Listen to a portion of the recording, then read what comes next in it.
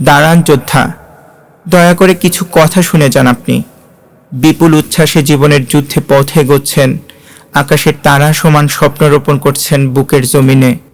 প্রথমত আমি আপনাকে স্বাগত জানাই।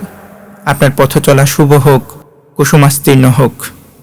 প্রিয় যোদ্ধা, আপনি আমার সংগ্রামী সালাম গ্রহণ করুন আর অনুগ্রহ করে কিছু কথা শুনুন।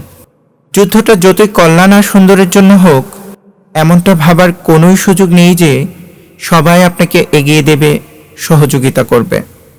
যুদ্ধের মাঠে গিয়ে দেখবেন কাছের মানুষেরাই আপনার প্রধান শত্রু হয়ে উঠেছে।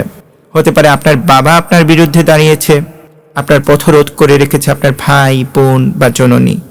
যুদ্ধের মাঠে গিয়ে দেখবেন বিশ্বস্ত বন্ধু আপনার বিপক্ষে।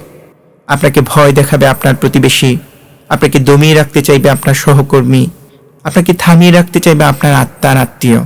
এমনকি পরম যতনে কোনো প্রেমিকাকে যদি বুকের ফ্রেমে বাঁধাই করে রাখেন, দেখবেন সেও আপনার আশেপাশে নেই। প্রিয় যোদ্ধা, এসব দেখে একটুও ভয় পাবেন না।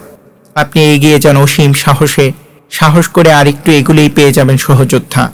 দেখবেন যাকে কোনো দিন ভাবেন নাই সাহায্যকারী হিসেবে, একদিন সে এসে আপনাকে সাহস দিচ্ছে, উৎসাহ যোগাচ্ছে।